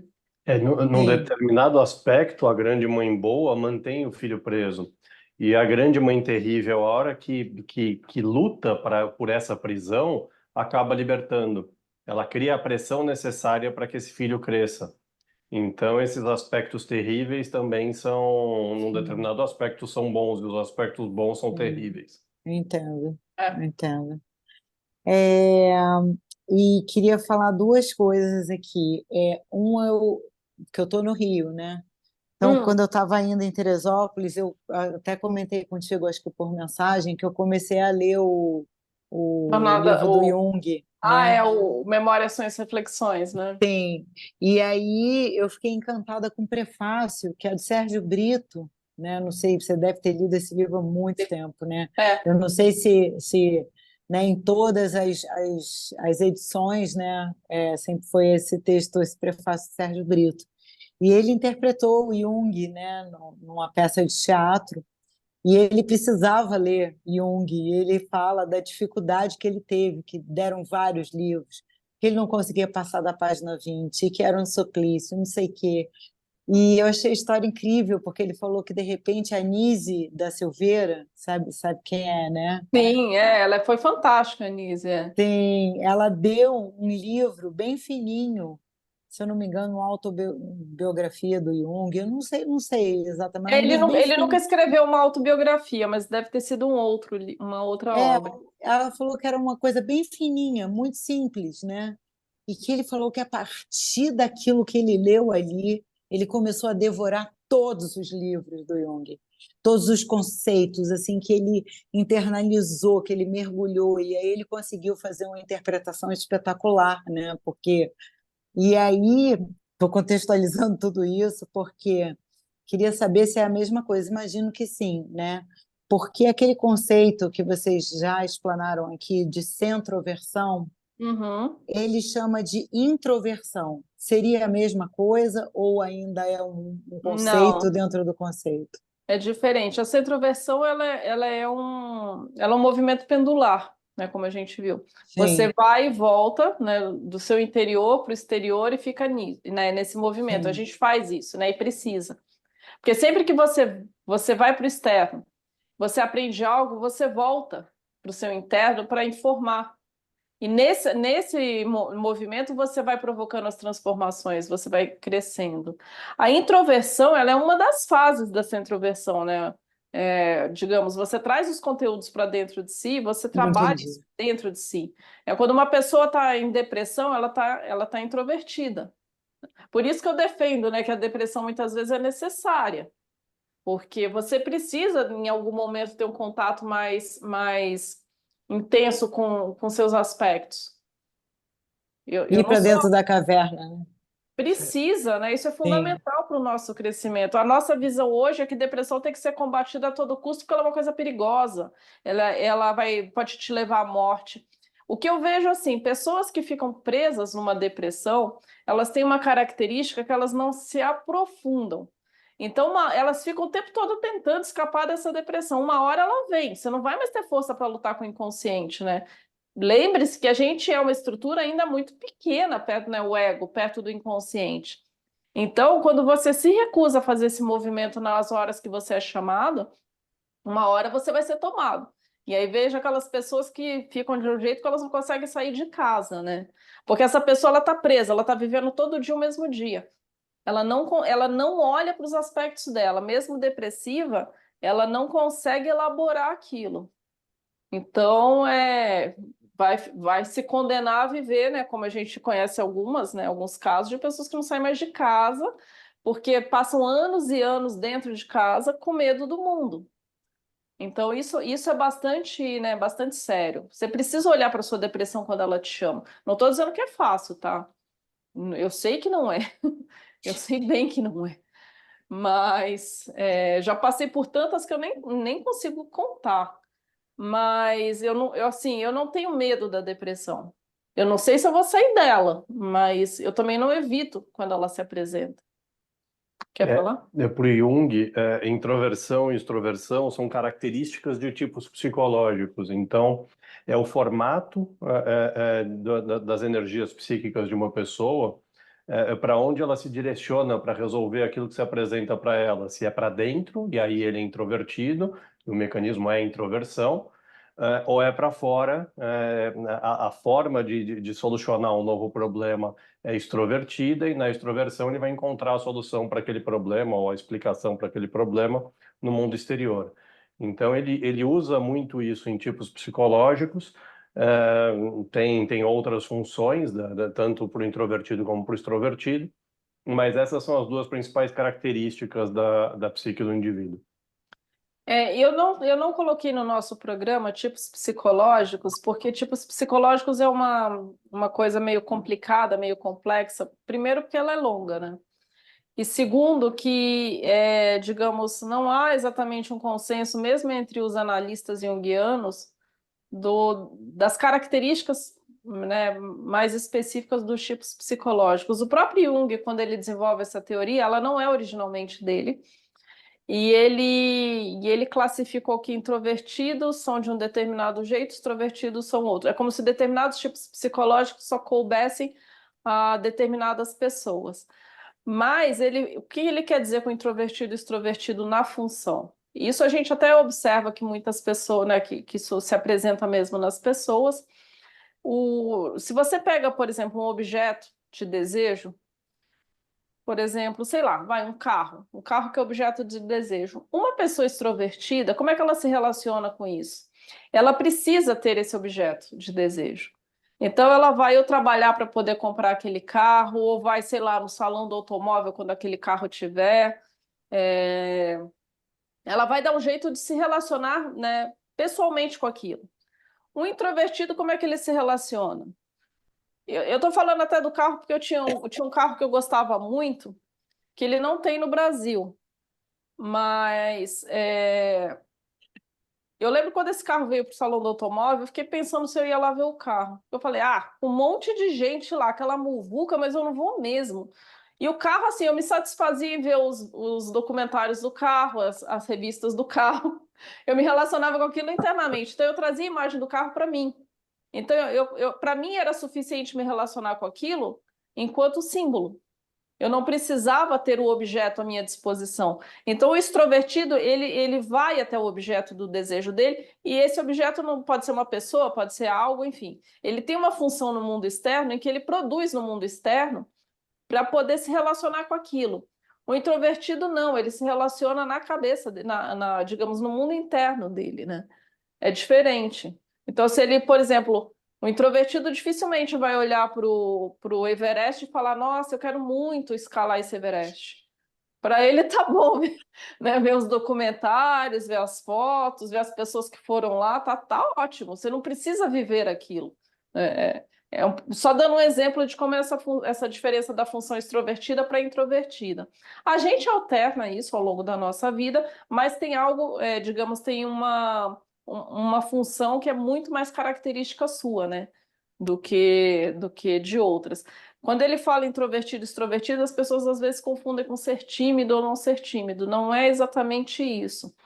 Mas tem essa ideia, né, essa característica dos introvertidos que estão muito bem com seu mundo próprio, o mundo externo não é tão atraente, ao passo que para os extrovertidos o valor está no mundo externo. Então, são essas pessoas. A gente fala que o introvertido é aquele que tem as ideias, que planeja, o extrovertido é aquele que põe em prática, que constrói. Você precisa dos dois. E essa introversão está presente em todo mundo. Essa introversão é esse sistema pendular, né, em que você É a faz forma da esse- criação da consciência, é a É. forma do encontro do caminho do meio. Isso todo mundo passa, independente da função ser extrovertida ou introvertida. Maravilha. Eu fiquei na dúvida, né? Eu falei, não vou ficar na dúvida, eu vou perguntar, porque, Claro, né? até para É, você ter isso bem diferenciado, é super importante. sim, sim. E, por último, aquela frase, penso onde não existo, é isso? Naquela frase do Freud, né? Ele fala, É, existo é, onde não. Ele é parafraseou o o Descartes, né? contrário. Que o Descartes fala, penso, logo existo, né? Que Sim, para o sim, Descartes, essa sim. visão, digamos, essa visão mais racionalista, né? Até lógica. Se eu penso é porque eu existo. E o Freud ele fala o seguinte, existo onde não penso. O que E que foi ele do quis? Freud mesmo? Foi do Freud essa frase. Aham. O Lacan, depois, ele pega essa frase e ele estende um pouco. É, Ah, eu achei que era do Lacan.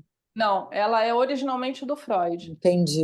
Mas você vai encontrar o Lacan falando dessa frase, tá? Só que ele estende um Aham. pouco o entendimento dele. Mas eu acho essa frase do Freud muito perfeita, né? No sentido de que Sim, eu sou aquilo que eu sei sobre mim, aquilo que me define é o que eu não sou. Porque isso já é o conhecido. Eu sou, né? Eu existo onde eu não me conheço.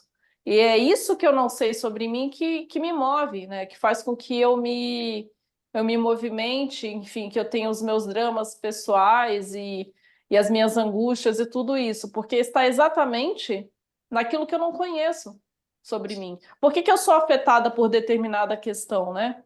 Por que que essa pois questão é. me causa depressão ou me causa alegria, enfim.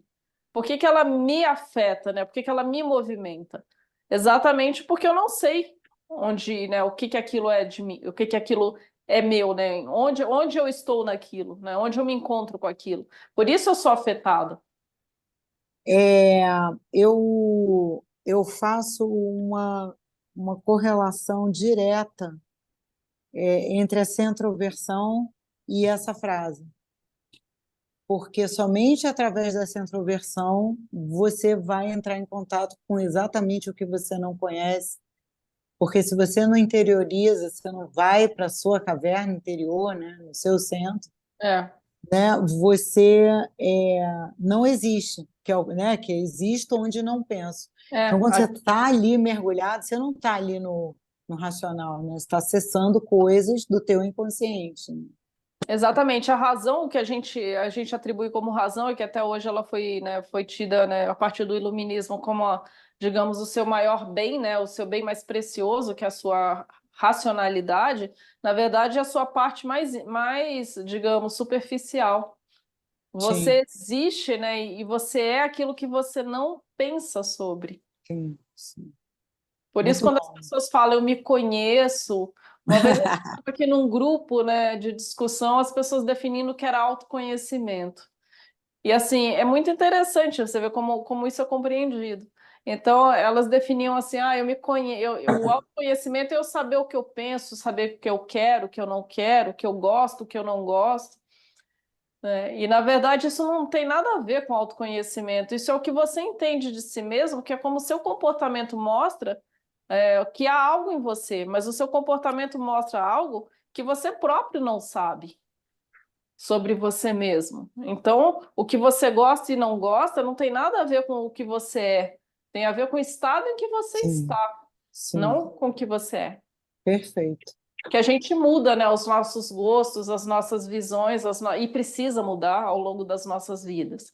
Você precisa mudar porque conforme você vai se percebendo, né, digamos, integrando aquilo que você passou a conhecer sobre si mesmo, é que você vai, digamos, se construindo. E isso é... Ih, a sua mãe saiu. E isso é um trabalho de uma vida, né? Não é uma coisa simples. Sim, a gente tem que ir atualizando a nossa identidade sempre, né? Constantemente, é um processo, Mas né? Por isso que não tem fim, né? sempre que eu me defino como sendo de tal forma, é exatamente o que eu não sei sobre mim, porque eu sou, né, aquilo que eu não sei. Eu existo onde eu não penso ainda, né? É por isso Sim, que eu acho essa frase do Freud muito genial. muito boa, muito boa, muito boa. E eu acho que eu já falei um bocado, né? Mas pode falar mais, se quiser, a gente ainda tem um tempo. Não, assim, não me vem nada agora para falar assim. É, uma dúvida que eu tenho, que eu acho que vocês falaram na primeira aula, mas eu não sei se eu captei. Qual é a diferença de subconsciente e inconsciente? Inconsciente é um conceito do Jung e subconsciente é outra coisa ou se trata da mesma questão? Não, são coisas diferentes. Assim, o Freud, ele separou, né, quando ele fez os estudos dele, ele separa em inconsciente pessoal, né, e consciência. A consciência, tanto Freud quanto Jung entendiam que isso tinha, né, isso passava a existir a partir do ego. Então, quando o ego traduz as informações do inconsciente para a consciência, né, ele torna aquilo consciente. Só que o Jung não tem o conceito de subconsciente, ele tem o conceito de consciente pessoal e de inconsciente pessoal, assim como o Freud, e ele também desenvolveu a teoria do inconsciente coletivo, que o Freud não Sim, aceitava. Então, sim. para o Jung existe o inconsciente pessoal, o inconsciente coletivo e a consciência. O subconsciente, geralmente, quem trata, né, quem fala, aborda isso, são as linhas mais comportamentais, que elas acreditam que existe uma camada entre o inconsciente e a consciência que está, né, entre esses dois níveis e que eles acreditam que chega digamos, aspectos inconscientes começam a chegar na consciência, mas ainda não se instalam, mas eles estão lá, né? Como se eles estivessem para eclodir. E a gente Entendi. entende que essa, digamos, essa distinção ela não é necessária porque aquilo que sai do inconsciente ele caminha para a consciência. Ele não, mesmo que a pessoa não dê uma devida atenção para aquilo, mas aquilo já foi percebido de alguma forma. É percebido na forma de acontecimentos, na forma de determinadas percepções, intuições, sei lá, de alguma forma aquilo já se manifesta. Então ele já saiu da esfera do inconsciente. É essa a Entendi. diferença. Você quer Porque acrescentar? tem muita gente que sempre fala, o nosso subconsciente, nosso É. subconsciente, né? Geralmente são as linhas comportamentais que adotam essa nomenclatura. Para o Jung, ele nunca usou. Não, eu digo assim, popularmente, sabe? As pessoas que você bate um papo na rua, sabe? Pessoas que As não são pessoas do falam meio, muita né? coisa que elas não têm, digamos, nenhuma Noção. noção. Então, elas vão criando termos e acham que é aquilo como autoconhecimento, né? Se eu ouvir a Isso. definição do que é autoconhecimento, é até bastante pueril para a maioria, né? Para a maioria das pessoas. A ideia, eu me conheço, eu sei o que eu quero.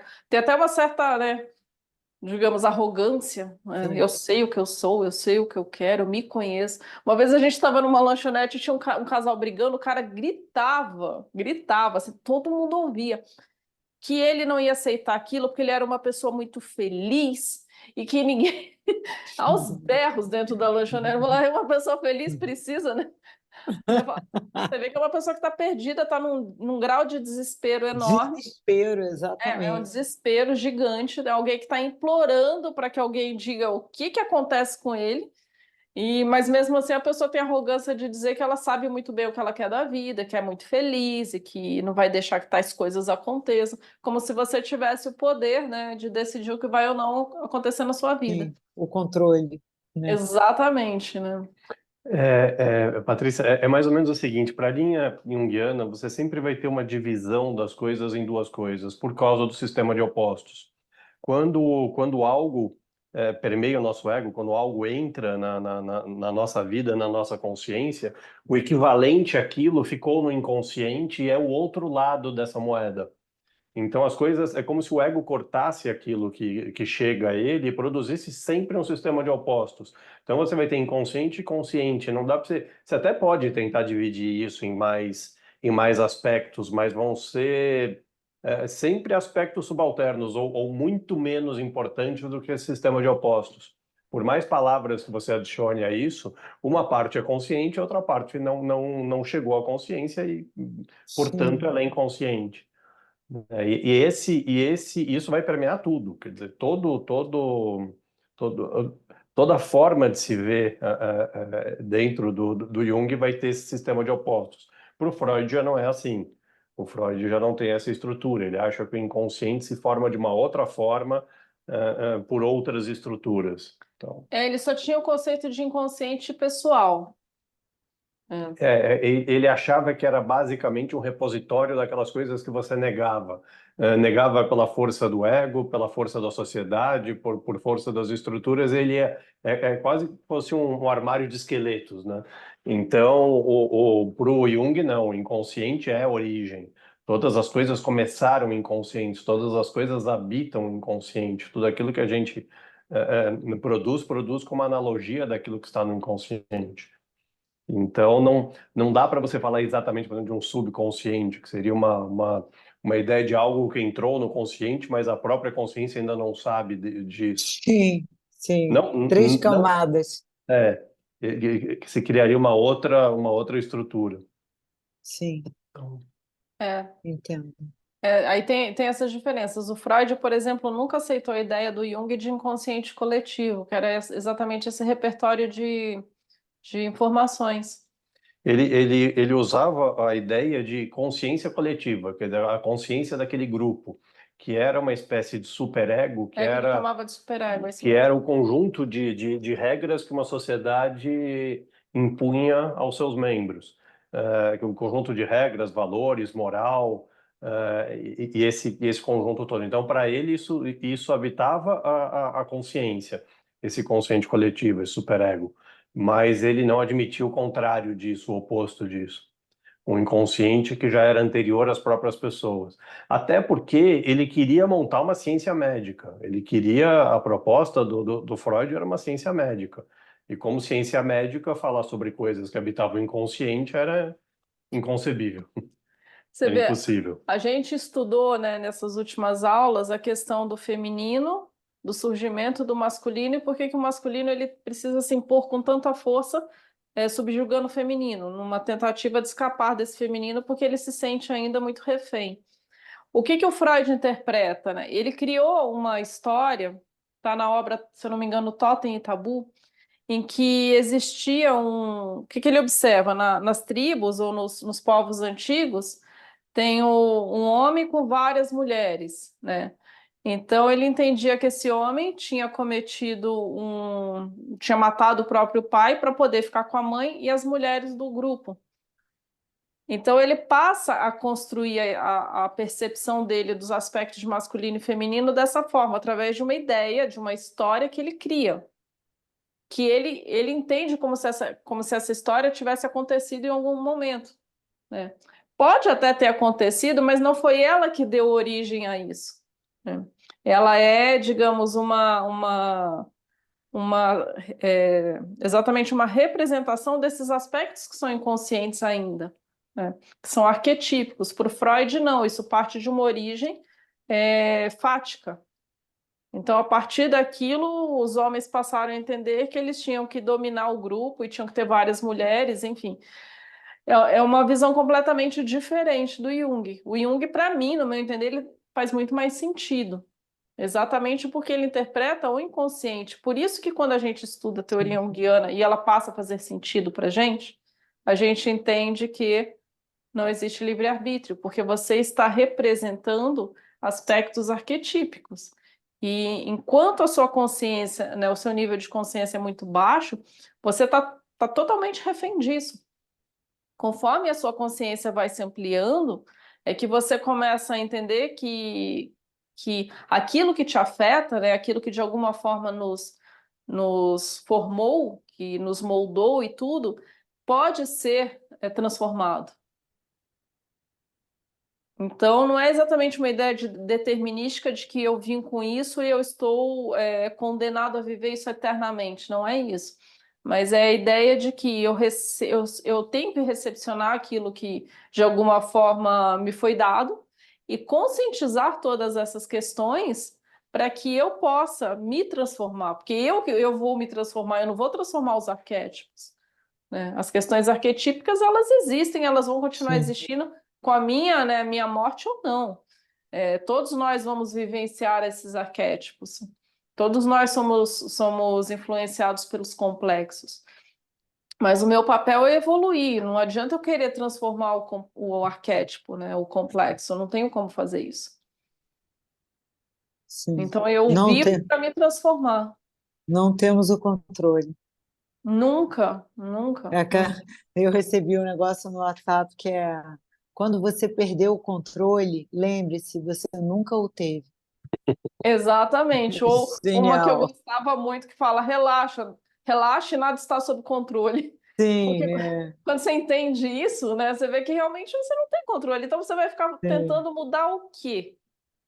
Não sim. é seu papel mudar, porque você não vai mudar. Você vai se transformar com aquilo que, né, que de alguma forma você está vivenciando.